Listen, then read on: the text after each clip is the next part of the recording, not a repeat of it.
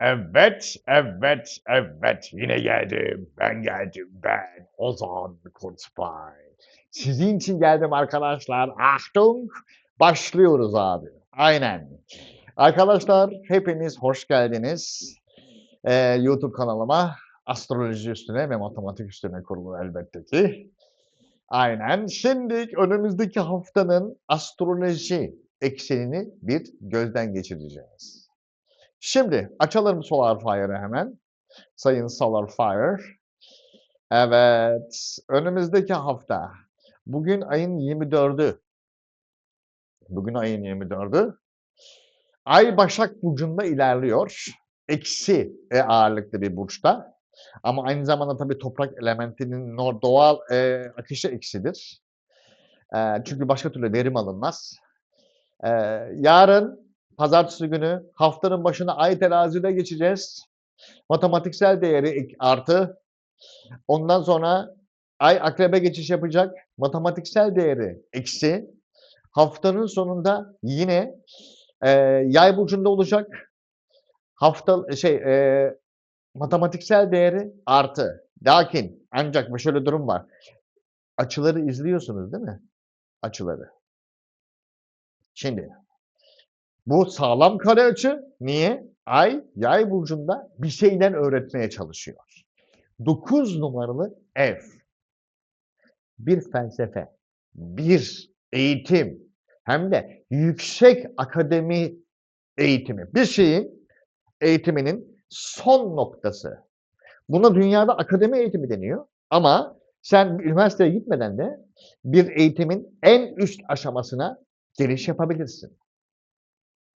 Mesela astrolojinin akademik yönü yok ama astroloji en üst bilinç, Uranüs üst matematiktir. Akademiye git, orada bu matematiği bulamazsın. Mümkün değil.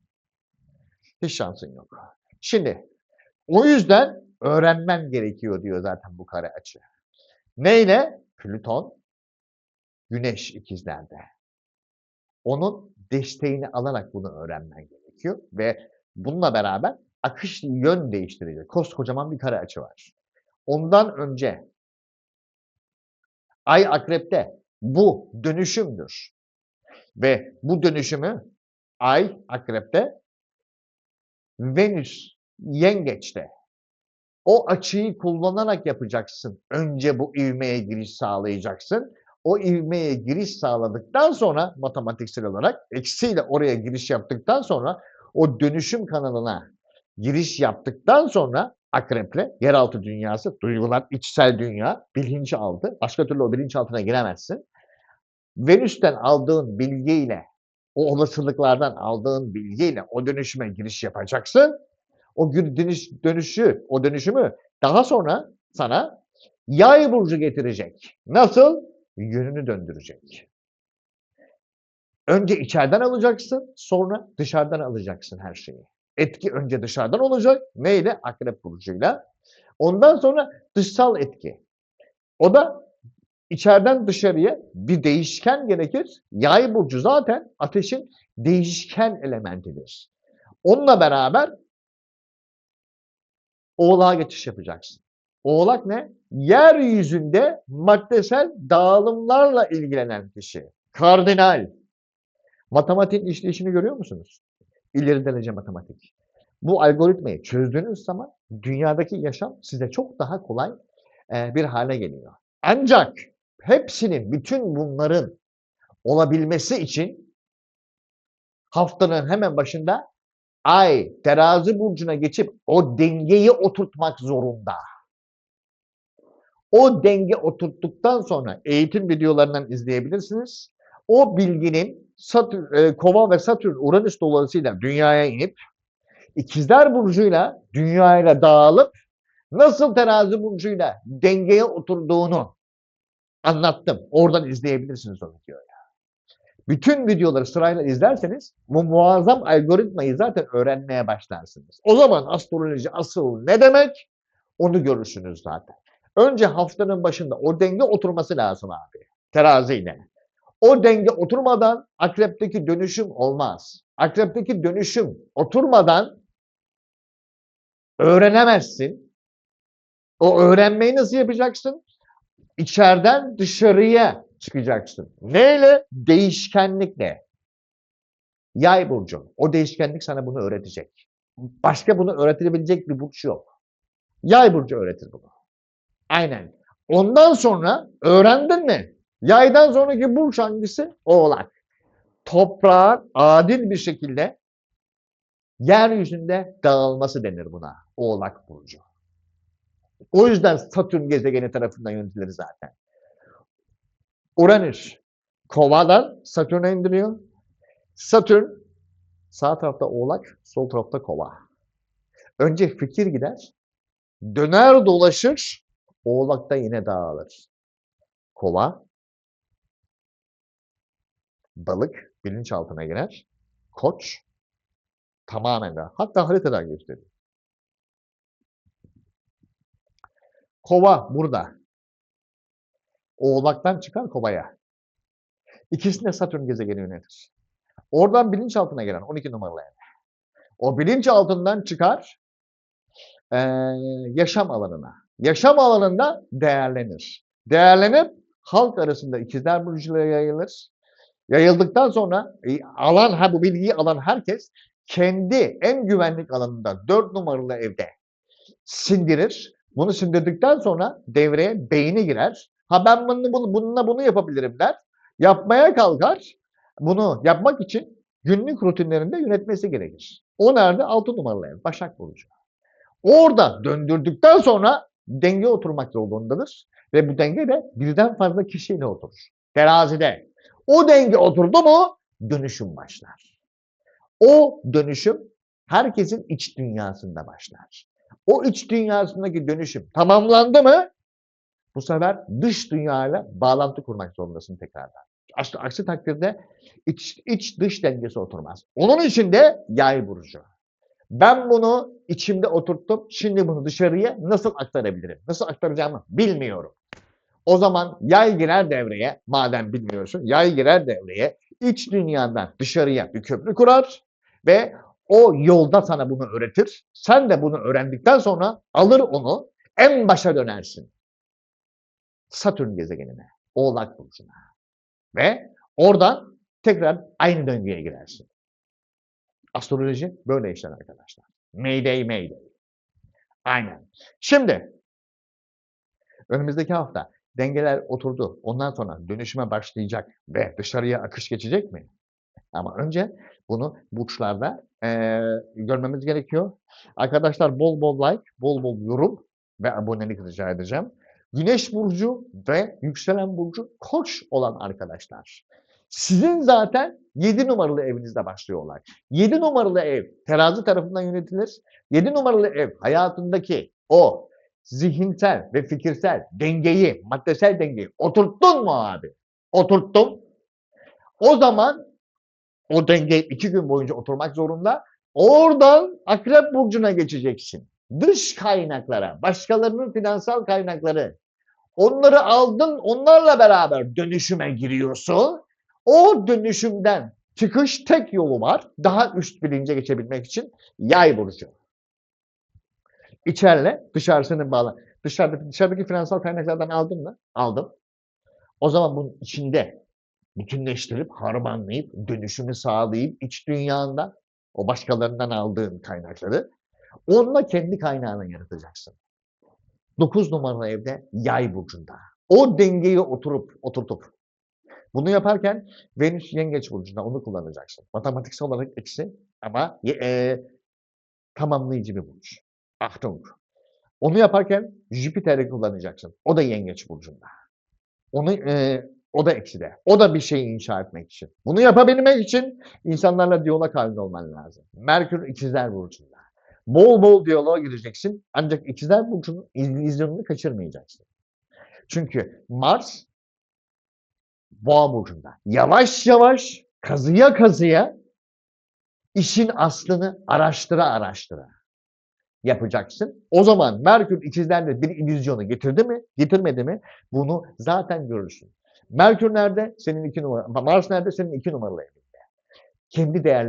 Kendi değerlerinde dengeyi önümüzdeki hafta oturtup başkalarının finansal kaynaklarına kendini dönüştürüp yeni oluşumunu hazırlayacaksın Yay burcunda. Neyin oluşumunu? Kendi kariyer evinin sayın Koç burcu. Önümüzdeki hafta buna hazırlansan çok iyi olur.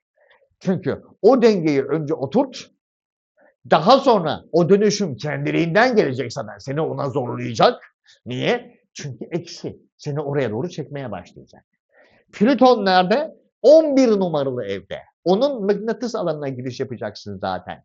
Ay teraziden geçtikten sonra seni buram buram o mıknatısa doğru çekmeye başlayacak.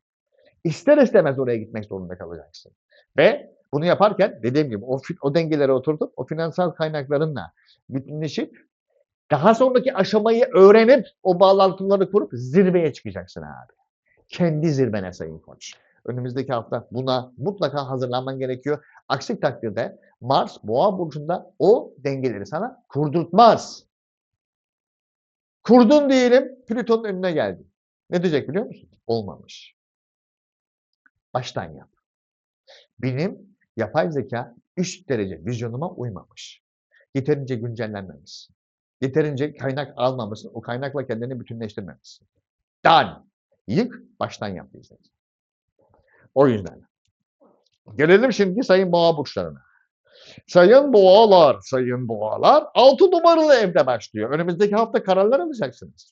O kararlarla beraber denge oturacak zaten 6 numaralı evde. Organizasyonlarınızı belli bir karara, belli bir şeye oturtmanız gerekecek. Ama zıttınızda olacak bu. Niye? Çünkü sizi yöneten de Venüs, terazi yöneten de Venüs. Size ters gelecek bir yerden kararlar alacaksınız. Bu kararlar hayatınızdaki dengeleri dönüştürecek. 6 numaralı evde. O dengelerle beraber asıl dönüşüme gireceksiniz. Akrep burcuna ciddi işler ve ciddi ilişkiler. O dengeyi dönüştürdün mü? Şimdi yenisini öğrenme zamanı.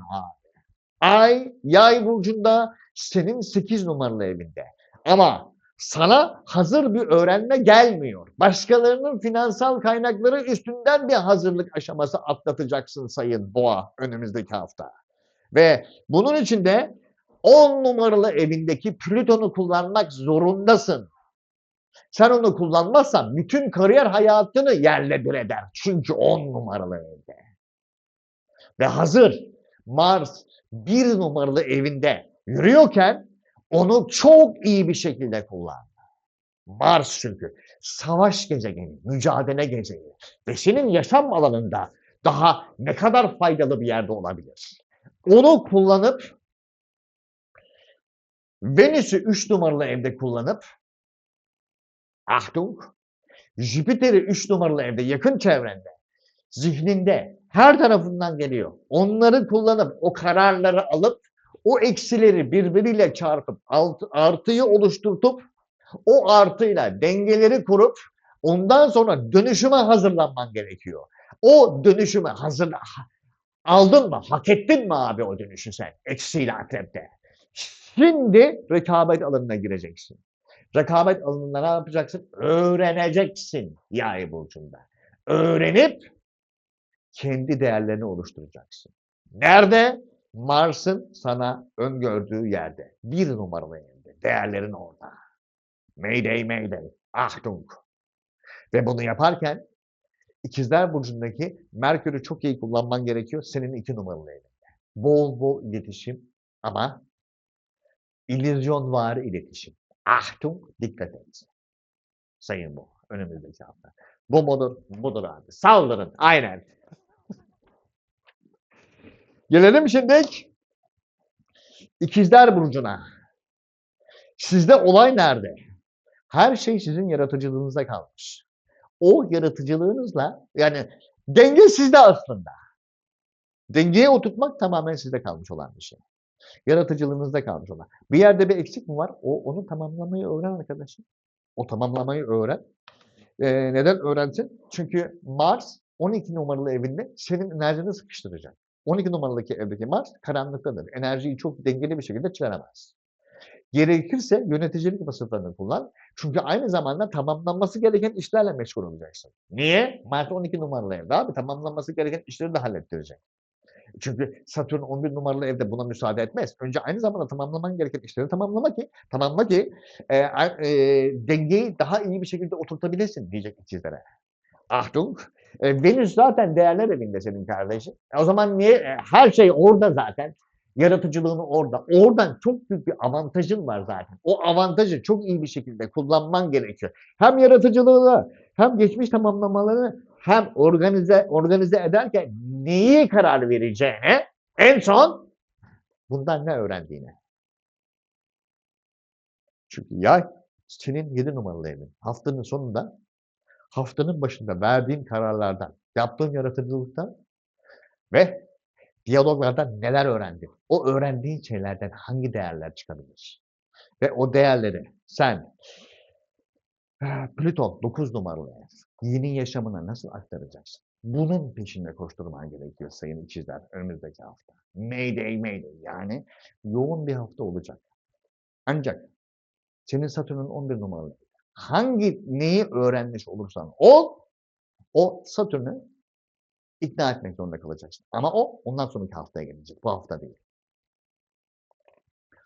Gelelim yengeç burçlarına.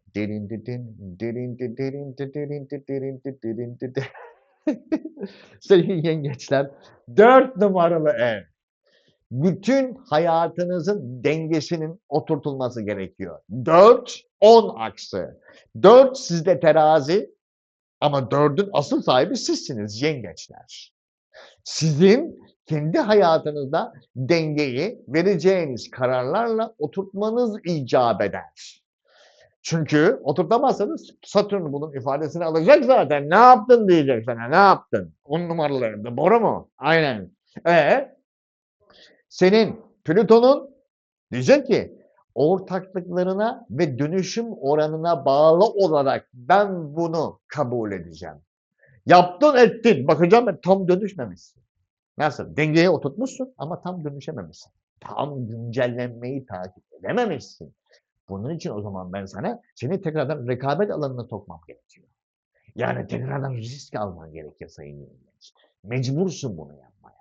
Hem benim sınavımdan geçeceksin, hem Satürn'ün sınavından geçeceksin. 2 sınavı birden yapacaksın ve bu sınav sende çok ciddi. Çünkü denge direkt senin kendi özgüvenlik alanından sonra oradaki bütün kontrol sende. Başkasında değil. Diğerlerinde başkalarında olabilir ama sende direkt sende. 4 numaralı çünkü boru değil.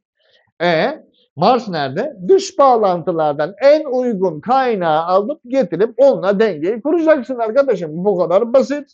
Ayıp denen bir şey var. Aynen. O dengeyi kur. Ondan sonra haftanın ortasında ay akraba gelsin. O dönüşümün yaratıcılığını al. Yaratıcılığını al. Hayata, organizasyonlarda, vereceğin kararlarda. Yayı en son haftanın sonunda kullanacaksın zaten. O seni bambaşka bir aşamaya getirecek. Ama önce dengeyi oturtup güncellenmeyi sonuna kadar tamamlamış olman gerekiyor. Sayın Yay, sayın Yengeç bir sonraki aşamaya girebilmek için. Ama bu aşamayı geçemezsen bir sonraki aşamayı rüyanda görürsün ancak sayın Yengeç. Çünkü oradaki matematiksel eksi değerleri çok iyi bir şekilde kendi lehine kullanman gerekiyor arkadaşım. Orada yapacak hiçbir şey yok. Olsa dükkan senin. Aynen. Gelelim. Abi Jüpiter'le Venüs de 1 numaralı evinde yengeçin ya. Elini vicdanına koysun ya. Aynen. Söyleyin ona. Elini vicdanına koysun. Gelelim aslan burçlarına. Gölgelerin gücü adına. Sayın aslanlar, sizde denge yapmak istediklerinize bağlı. Ve yapacaklarınızı yakın çevrenizde ne kadar paylaştığınıza, nasıl bir ortaklık içinde bir uyumda olduğunuza bağlı. İlk aşamadaki dengeyi kurduğunuz zaman ikinci aşamadaki dengeyi çok daha iyi oturtursunuz ki sizin ikinci aşama dengeniz direkt Satürn'ün evine denk geliyor zaten. İlkini tam oturtmazsan ikincisi muazzam Sırat Köprüsü ve denge kaybı oluşur. O yüzden sabitliğini iyi oturt. Bak sabitliğin hiç daha bu kadar işe yaramamıştı. Ama o sabitliğinin bir illüzyon olup olmadığına bakman gerekiyor. Çünkü Merkür ikizlerde. Mars'ı nerede? Bunun 10 numaralı evinde ya. Ayıp denen bir şey var ya. 10 numaralı evinde arkadaşım.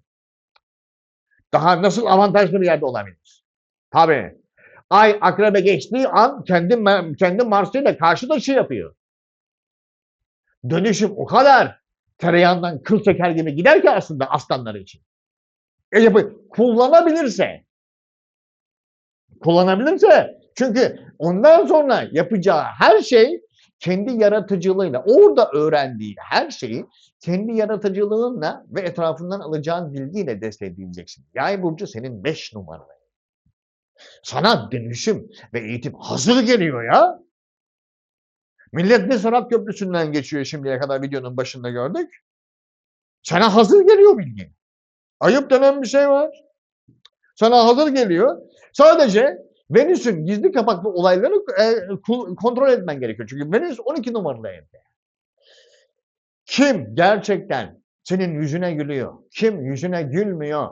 Sen ne kadar ciddisin? Geçmişte tamamlanmamış hangi ticari ve flörtel travmaların var? Çünkü Venüs ticaret, paranın kullanım şekli ve flörtler. Ve bununla ilgili bu ikisi hakkındaki öğreneceğin bilgiler 12 numaralı evindeyse senin bilinçaltı problemlerin var.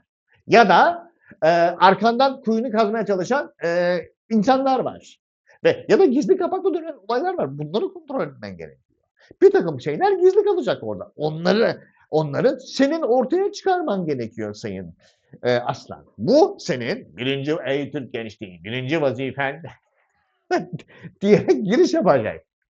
O da yapacak bir şey yok. O dönüşümü gerçekleştirmezsen bak bilgi sana hazır geliyor ama Plüton'da bir tek senin 7 numaran. Orada öyle bir öper ki ömür boyu unutamazsın. Ve bunu hayatına öyle bir aktarman gerekiyor ki o alanda da Satürn var. Fatura şu. Ne oldu? Önceki hayatınla sonraki hayat arasında köprüyü kurmamışsın. Bu da faturası. Biz o köprüyü ek yaptık Satürn olarak. Aynı uydurduk ama uydurduğumuz şeyin bir faturası var. O faturayı ödeyebilecek misin Sayın Aslan? Onu baz alıp da hareket etmen lazım. Gelelim sayın Başak burçlarına. Gölgelerin mücadelene. Aynen sayın Başaklar. Değersel dengelerin oturması gerekiyor. O değersel dengeleri oturtacak şekilde hareket edip ona göre kararlar vermen gerekiyor. Tam 2 numaralı ev. O değerler, yani gelen değerler senin istediğin değerlere, senin kendinde gördüğün değerlere uygun mu? Uygunsa ama uzun vadeli hesap yapacaksın. Aynen. Uygunsa ona göre hareket etmen icap eder. Nerede abi bu arkadaşın şeyleri? Merkür 10 numaralı ev. Gelecek olan iletişimler gerçekten senin bunu yapmana değer mi? Onu gözden geçirmen gerekiyor. Nereden gelecek peki bu bilgiler? 11 numaralı evden. Venüs orada. Millet bol bol hikayeyle gelecek. Bunu yapalım, şunu yapalım, şunu yapalım, şu oldu, bu oldu, şu oldu, şu oldu. Gerçek mi acaba? Bak bakayım bir. Onu bir teste tut, sınava tut. Senin değerlerinin ne kadar örtüşüyor? Şimdiye kadar ne kadar örtüştü? Çünkü o yapacağın şeyler yapmak istediklerinle aynı dönüşüme girebiliyor mu? Akrep senin 3 numaralı evin çünkü. Bir de senin fikirlerine bakalım. Onlar o tepkimeye girebilirler mi? O tepkimeye giremiyorlarsa sen tepkimeye gireceksin çünkü. Arkadaşım ben tepkimeye gireceğim şimdi. Ben bir dönüşüme hazırlanıyorum. Ben o dönüşümün karşısında bazı değerler alacağım. O değerlerin hakkına senin vereceğin değerler eşdeğer mi? That is the question. Çünkü ona göre yaşam biçimimi şekillendireceğim. Ben şu anda bunu öğreniyorum. Yay 4 numaralı evde. 4-10 aksı. Ya senin verdiğin şey illüzyon olursa sonra ben kendi bütün kariyerimi o illüzyona göre şekillendiremem. It's not possible. Kusura bakma. Achtung. Satürn 12 numaralı evde. Orada benden sağlam bilgiler isteyecek. Çünkü o bilgilerle ben Başkalarının kaynakları üstünden de kendime yeni kaynaklar oluşturacağım. Ama ben illüzyonla oraya gidersem olmaz. Onun için 9 numaralı evdeki Mars'ını gerçek değere dönüştürmek için mücadele vermen gerekiyor. Boş değere değil. O yüzden hangi dış kaynaktan ne yapacağın tamamen sana kalmış Sayın Başak Burcu. Bu hafta tamamen bunun üstüne kurulursun ve artık onun son aşamaları, son rütuşlarını tamamlıyorsun. Dikkat et. Gelelim terazi burçlarına. Derin derin, derin derin derin derin. Hayattaki duruşun, hayatı karşılayış şeklin, kime evet kime hayır dediğin, hangi değerlere göre hayır dediğin ve hangi yöne gideceğin dengesi Sayın Terazi. This is it's very important for you. Kime evet kime hayır dediğin. Onu nasıl aldığın, alıp ne yaptığın, şimdiye kadar olanlarla ne yaptığın. Venüs neresinde? 10 numaralı evinde. Her şey böyle buram buram tam önünde vitrin gibi duruyor. Kariyer evinde. Jüpiter de orada, Venüs de orada, olasılıklar da orada. Mars nerede? 8 numaralı evinde. Başkalarının kaynaklarıyla da hareketli. Onları da yönetiyor. Ve oradan değer çıkarmaya çalışıyor. Ne yapacak?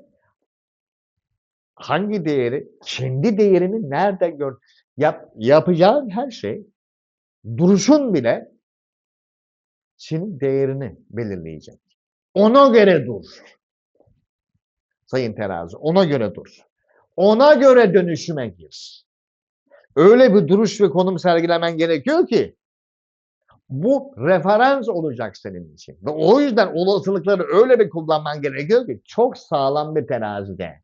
Çünkü ay akrebe girdiğinde kendi değersel kısımların dönüşüme uğrayacak. O dönüşümden sonra fikirlerin sana çok şey katmaya başlayacak. Orada neleri öğreneceğine bağlı. Ve şimdiye kadar ne öğrendiğine bağlı. Çünkü bu öğrendiğin şeyler bundan sonraki aşamayı belirleyecek bu hafta. Orada top tamamen sende Sayın Terazi. Bu mu? Bu. Ve Satürn 6 numaralı evde. Ne kadar istikrarlı olduğuna bağlı olan kısmı da çok önemli. Gelelim akrep burçlarına. Geçmiş dengelerle şimdiki dengeler ve yapacakları arasındaki dengeler kurulacak Sayın Akrep'te. Niye geçmişte şimdi Akrep burcu oğlum? Yeraltı dünyasının kralı. Başka neresininki olabilir ki? Aynen. Temiz. Geçmiş dengeler, içindeki dengeler ve şu anki dengeler ve yapacağı dengeler. Mayday, mayday. Yani neredeyse erken final desem yeridir. Aynen. Bu hafta tamamen bunun üstüne kurulu. 12 numaralı ev terazi, 1 numaralı ev akrep. Bu iki aşamayı aştı mı? Final zaten. Bundan sonraki aşamayı kendi değersel yönünde öğrendiğine bağlı olan değişim. Yani kendini ne kadar değiştirdiğine bağlı Sayın Akrep. Çünkü Plüton nerede Plüton? Plüton neresinde bunun Plüton? Plüton 4 numaralı evde. Abi bütün ruhunu, atalarını, her şeyini değiştiriyor bu arkadaşlar. Çünkü 4 numaralı ev 12 numaralı evle eşdeğerdir. Atalar ve o atalarından sana kalan miraslar ve o miraslardan sen kendini nasıl inşa ettiğin, senin yaptıkların, öğrendiklerin ve öğrendiklerinden arkanda bıraktıkların. Bu bıraktıklarından kimler senden pişman oldu, kimler olmadı, kimler hakkını aramaya geliyor, kimler gelmiyor. Onlar hakkını aramaya geldiğinde sen buna ne karşılık verdin? 12 numaralı. Bunları temsil ediyor arkadaşım. O yüzden o dengeyi kurman gerekiyor. O kuracağın denge bundan sonraki dengeyi oluşturacak Sayın Akrep. Orada yapacak hiçbir şey yok. Aynen. Ve onu adım attığın an Satürn girer devreye. Satürn girer devreye. Ondan sonra Mars girer devreye. Didin. 2 numaralı ev Yay, 3 numaralı ev Oğlak, 4 Kova, 5 Balık, 6 tabii orada yapacak bir şey yok. Vereceğin kararlara bağlı olarak değişecek. Vereceğin bağlı kararlara olarak değişecek. O kararları nasıl yöneteceksin? Satürn eşliğinde yöneteceksin. Satürn doğaçlamaya gelmez. Bunu bu sefer böyle yapayım, bunu böyle yapacak olur. Satürn hayır izin vermez. Doğaçlama yok. Önce sistemi kur. Ondan sonra o aldığın değerlerle istediğin doğaçlamayı yap. Ama onu kurmadan önce Satürn hiçbir doğaçlamayı kabul etmez. Üzgünüm. Sen Plüton'un yaratıcılığını al, sistemi kurmak için en güncel haline kur. Ama onun için de önce o geçmiş dengeleri tamamla. O dengeleri delikanlı gibi tamamladın mı? Atış serbest. Aynen. Sana Jüpiter kendi evinde 9 numaralı ev o kadar çok şans getiriyor ki, olasılık getiriyor ki matematiksel olarak. O mantığı iyi oturtman gerekiyor arkadaşım. O mantık doğaçlamaya gel. Hiçbir algoritma, doğaçlama çalışması, hiçbir kod doğaçlama girmez. Matematik orada uymak zorundadır. Bitti. Nokta. Gelelim şimdi Yay burcunun kendisine. Bütün gün yaydan bahsettik. Şimdi kendisine geldi sıra. Sayın yaylar, dış bağlantıları uzman olduğu konu. Dış bağlantıları nasıl koruyorsunuz? O dış bağlantılarla kendi algoritmanın dengesini oturtman lazım. Mecbur, şart. Çünkü o senin tamamen ondan sonra Ay Akrep burcuna girdin mi arkadan 12 numaralı ev çünkü arkadan ön bağlantısı kurulacak. Yani şu bağlantı kurulacak. Tamamen şu bağlantı kurulacak. Dış bağlantılar geldi. Hop buradan şuraya kendi algoritmasına. O bağlantıyı kurmak zorunda bu. Ama onun için de o dengeyi oturtmak zorunda. Hangi dengeyi oturtmak zorunda? Dış bağlantılarla algoritma var ya, algoritma, zihni, beyni. O algoritmayla kendi yaşamsal algoritma arasında yepyeni bir denge kurmak zorunda. O denge 1 oturuyor, 2 dönüşüme giriyor, 3 yeni aşamaya geçiyor. O aşamayı da nasıl karşıladığına bağlı olarak geçiyor. 1 numaralı ev. Ondan sonraki olasılıklar sınırsız. Ama tabii olasılıklar sınırsız ama yine Satürn disiplinde olmak zorunda. 5 numaralı evde Satürn var çünkü. Bütün yaratıcılığı o Satürn'e bağlı olarak kurmak zorunda. Orada yapacak hiçbir şey yok. Aynen. Ve bütün gücü kendi yakın çevresinden kullanmak zorunda. Plüton orada çünkü. İlk dönüşümü oradan başlatıyor. Onun dediği dönüşümü uyduramadı mı bitti. Baştan yaparsın her şeyi. Bağlantıyı kur, dönüşümü oluştur. Satürn'e ayak uydur. Gerçek değerlerini oluştur. Sayın Yay, önümüzdeki hafta bunun üstüne kurulu. Bu mudur? Budur abi. Gelelim şimdi Oğlak burçlarına, gölgelerin gücü adına. Dengeler tamamen kariyeri nasıl şekillendirdiğine bağlı olarak dönüşecek sayın Oğlak. 10 numaralı terazi orada. Bu mudur? Budur. Aynen. Oradan yardıracak 11 numaralı ev. Burayı dengeye oturttun mu? Oturt. Şimdi diğer oturtmuş olanlarla dönüşüme hazırlan. Unutma. Bütün maddesel değerleri sen yönetiyorsun. Senin Plüton'un 2 numaralı evde. Yani dışarıya vereceğim her söz içeriği mi bağlayacak? Bu risk demek çünkü. Ve oğlan risk deme. Oğlan risk deme. Her şeyi de risk deme. Abi bak şaka yok. Satürn'de 4 numaralarda şakası yok bunun. O derece. Aynen. Direkt anahtar deliği. Satürn direkt oradan geçecek. Her şeyi kurmuşsun. Hiçbir yerden hava sızmıyor. Satürn anahtar deliğinden girecek. Abi ben her şeyi kapattım. Sen orayı nereden buldun? Ben bulurum Satürn'ü. Ben sana Plüton gibi kendi yaşamının bütün dengesini sana verme lüksü veriyorum da benim anahtar deliğinden giremeyeceğim hesabına hangi algoritmaya sığdırabildin? Yani algoritmanın nasıl bunu bulamadın? Ben anahtar deliğinden bile geçerim. Yeter ki adalet olsun. Mayday mayday. Achtung. Ulan ben senin yönetici gezegenin değil miyim? Bitti. Achtung.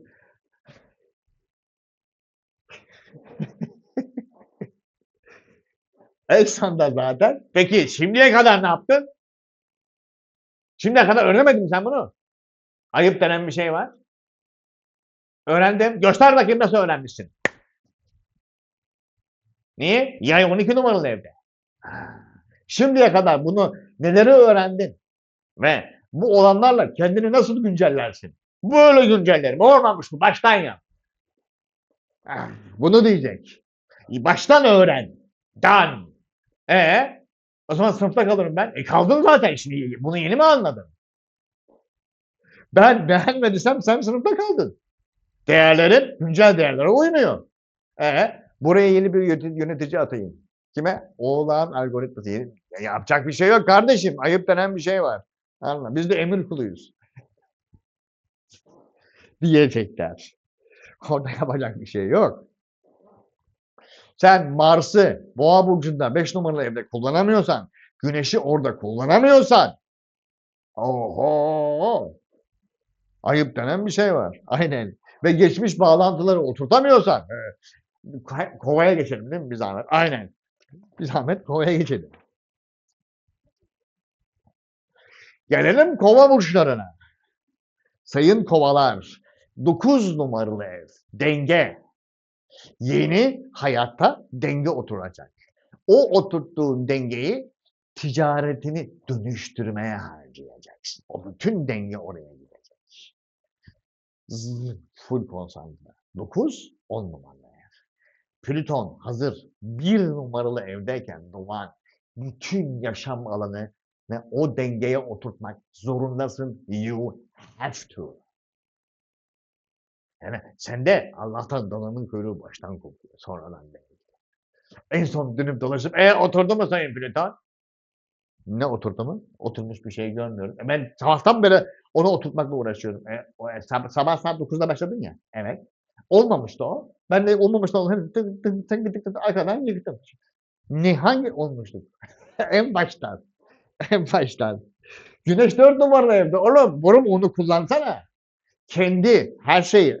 İlk başta birinci yaptığın şeyin benim sınavımdan geçip geçmediğini, hazır gerçekten güncel olup olmadığını emin olduktan sonra ikinci adımı niye atmıyorsun da 20 adım öne koşturmaya çalışıyorsun? Bak şimdi bu olmamış. Ama sen kaptırdın gitti.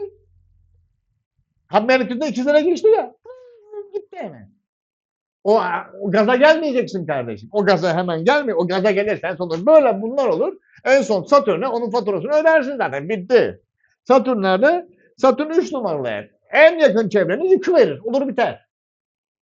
Direkt bakarsın ki yerde o yerde duran şeyin üstünde fatura görürsün bile. Bitti. Sen yavaş yavaş sindire sindire gitsene kardeşim. Biz Mars'ı boşuna mı Boğa burcuna aldık? Ayıp denen bir şey var. Önce emin olacaksın. Uçup gitmeyeceksin. Tamam ikinci yönetici gezegenin Uranüs'te bu kadar suyunu çıkarma. Ayıp denen bir şey var. Aynen. Çünkü yavaş yavaş sindire sindire o dengeleri oturtup dönüşüme hazırlanacaksın ki öğrendiğin şeyleri en kaliteli şekilde dışarıda kullanabilesin. Nerede? Yay burcunda 11 numaralı. Diyecekler ki vay bu ne? Ben yaptım. Kim? Ben yaptım. Plüton'un bir numaralı. Ben şu yaptı. Diyebilesin. Gelelim şimdi balık burçlarına. Astrolojinin son burcuna. Aynen kardeşim, aynen. Sayın balıklar, sayın balıklar, sizin dengeler tamamen sizin dışınızda. Ama yine size bağlı. Terazi, başkalarının kaynakları üstünden kendi kaynaklarının dengesini kurup 12 numaralı evdeki Plüton'un hakkını vereceksin kardeşim. Orada yapacağın bütün yaratıcılık, yani başkalarına da kattığın bütün yaratıcılığın aynı zamanda sana katılmış olacağını düşün. Kendine katmış gibi düşün. Öyle bir dönüşüm gerçekleşecek. Oradan Akrep burcuna geçecek. Akrep burcu neresi? Senin 9 numaralı evin. Orada yaptığın her şeyi kendine yapmış gibi düşün. Çünkü bir sonraki aşamada yaptığın şeyi yapar yapmaz dönüşüme geçiyor. 12 numaralı ev bağlantısıyla. Ve oradan 2 numaralı eve yansıyor. Tertemiz. Koç. Satürn orada. Anında zincirleme reaksiyon. Final. Ay. Oğlak burcunda 9 numaralı evde. Pardon. Terazi dedim. Final. Ay. Yay burcunda 10 numaralı evde. Kariyer evin, her şey. Orada ondan sonra orada yapa yapa başkaları için yapa yapa ezberlediğin her şey kendi evinde gözün kapalı yaparsın. Yapamadıysan dönüşümü tamamlayamamışsın demektir. Bir tur daha atarsın. Ama o tur ne kadar sürer tamamen sana kalmış olan bir şey sayın balık. Orada yapacak hiçbir şey yok. Sana yolda Merkür, Uranüs İkizler Burcu'nda kendi alanınla ilgili çok güzel ani sürpriz fırsatları hazırlayacak. Bak aslında hiçbir şeyin vaktini kaçırmıyorsun ha. Yavaş yavaş ilerlersen her şey birden aynı noktaya toparlanmaya başlar.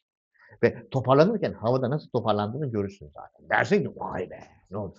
Geliyor lan bir boru mu? Geliyor. Aynen bitti. Done.